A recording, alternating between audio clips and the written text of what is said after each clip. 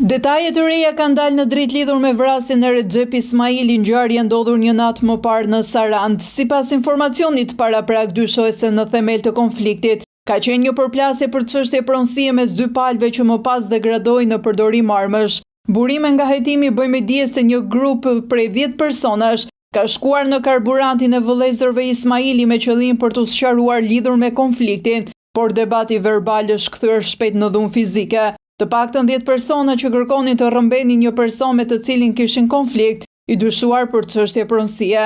Burime nga hajtimi bëjnë me dije se situata është tensionuar pasi Recep Ismaili ka ndërhyrë për të mbrojtur personin që ndodhej në lokal, duke u thënë autorëve: "Djali është në shtëpinë tonë dhe nuk e prekni dot këtu."